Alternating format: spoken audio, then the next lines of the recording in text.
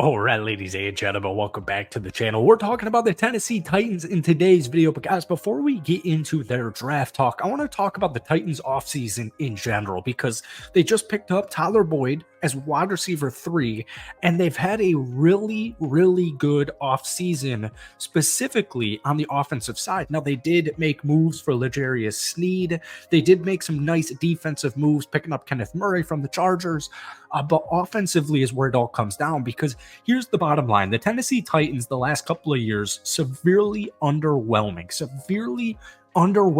mainly and pretty much only on the offensive side of things. The defense has always been really solid. Last year, they put up 17.9 points per game, and that was good for 27th in the NFL. But this Titans team, even back a couple of years ago in 2021, where they were the best team in the AFC, they've had so many offensive shortcomings, and Ryan Tannehill did as much as he could do, and Derrick Henry did as much as he could do, but they were like this one-trick pony.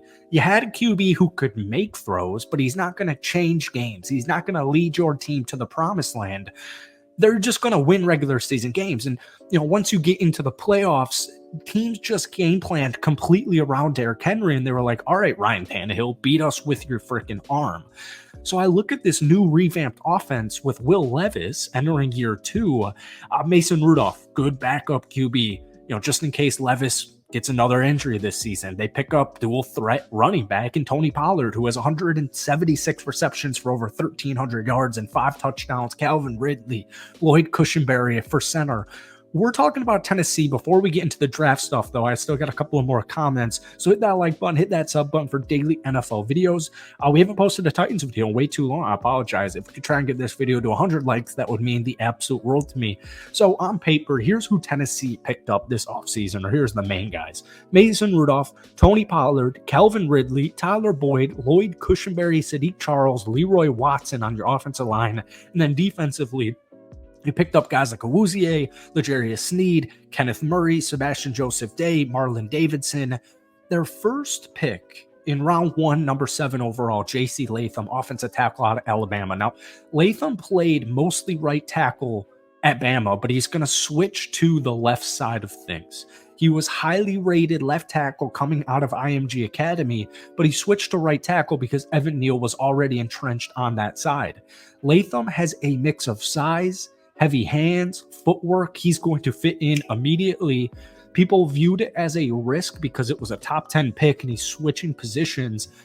You've now used your last 3 first-round picks on offensive linemen since 2020.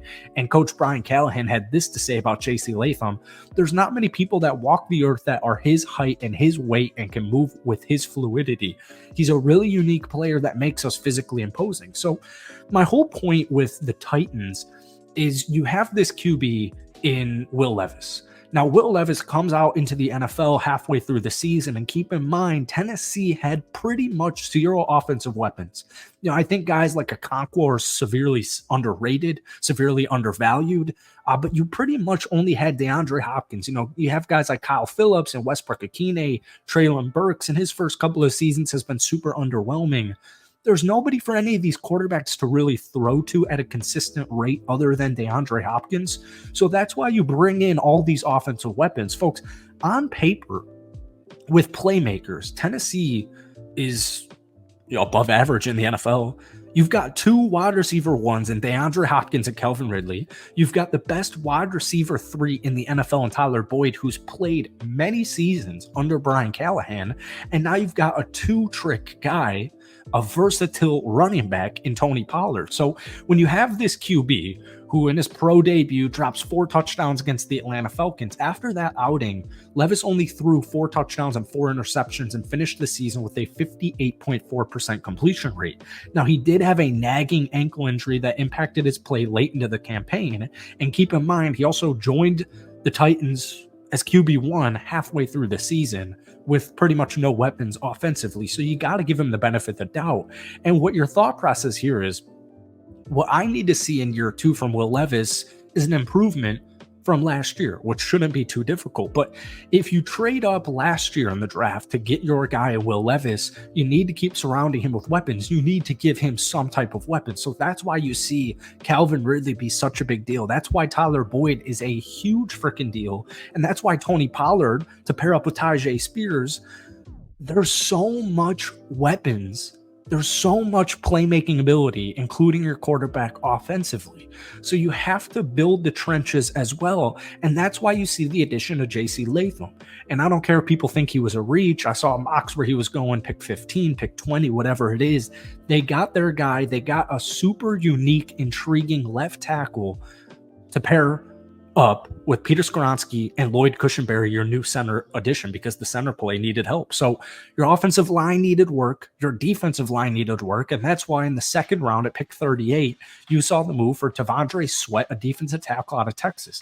Now he's 6'5", 366 pounds. He is going to pair so nicely with Jeffrey Simmons, so nicely along the defensive line. Now you've got guys who can attack the quarterback. You got guys who can stop the run.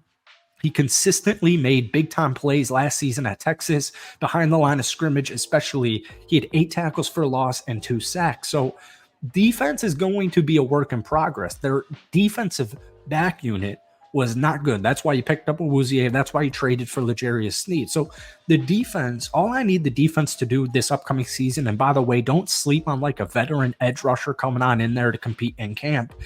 I just need to see like a around average defensive performance, because what I'm hoping for with my roster offensively on paper, it should be a group close to a top 10 offense. It should be a group close top 10 offense. If it's not even an above average offense, well, Tennessee in next year's draft, they're probably going to select a quarterback. But I don't think that needs to happen, because I do think Will Levis can be the guy, and I do think he's going to be the guy. Now, one more Tennessee Titans pick is all we got time for in today's video, and this is one of my most intriguing moves Tennessee made in this year's offseason. So your new linebacker room, or I shouldn't even really say new, you picked up Kenneth Murray from the Chargers, and you've got Jack Gibbons, right? Cedric Gray, round 4, pick 106, inside linebacker from UNC. You lost Azeez Al-Shaair, right? You got Jack Gibbons. He started most of last season next to Shire. He's going to Gray is going to compete with Gibbons to start with Kenneth Murray. I don't think he's going to win that, because I think Jack Gibbons is also very underrated in his, forte at the linebacker spot in the NFL. But Cedric Gray, long-term, short-term, he's going to have some type of role this upcoming season. I really like it long-term. He spent 4 years at North Carolina this past season, 121 total tackles. 11 of those were for loss, 5 total sacks. He had an interception, 4 pass defended, 2 forced fumbles, 2 fumble recoveries. He's a playmaker. And it might be right away. It might be more so towards the end of his rookie season. But long-term, I love that pick of Cedric Gray out of North Carolina. So Tennessee, I'm not saying they're going to come out here and win 12 football games this upcoming season, but we need to see more than 6. I think if they can finish above 500, this is a good long-term Tennessee Titans team, especially considering their new look offensively. So let me know your thoughts on the Titans. Give me a win-loss projection on paper as it stands right now. But thank you guys for watching. Hit that like button, hit that sub button. Let me know your favorite Titans offseason move, and we will see you soon.